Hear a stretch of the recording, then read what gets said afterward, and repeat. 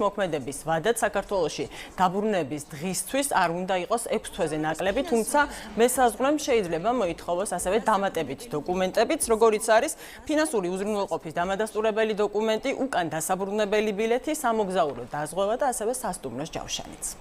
უცილებელია, რომ მოსახლეობამ კარგად იცოდეს თუ რას ემსახურება ვიზა ლიბერალიზაცია, თუ რას ნიშნავს ვიზა ლიბერალიზაცია და კიდევ ერთხელ მინდა ხაზი გავუსვა.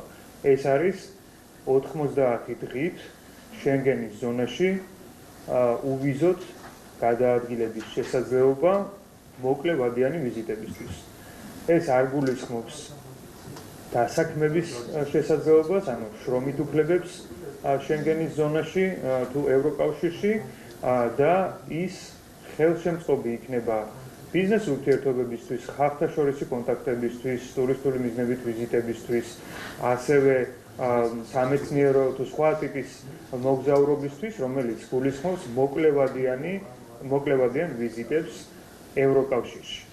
ძალიან მნიშვნელოვანია, რომ პასუხისმგებლობით მოეკიდოს თითოეული ჩვენი მოქალაქე და არ მოხდეს ამ რეჟიმის დარღვევა, რამაც შეიძლება გამოიწვიოს გარკვეული შეფერხებები ამ პროცესში.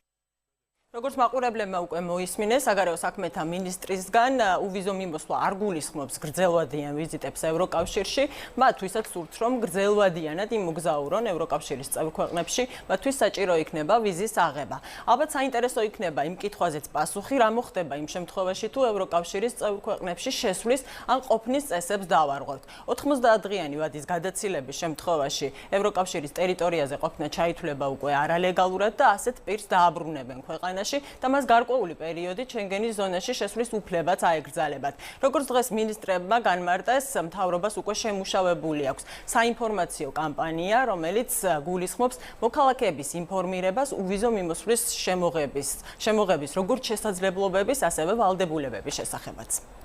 მადლობა სოფო ხანაშვილი საუბრობდა პირდაპირ ეთერში. ისტორიული დღეს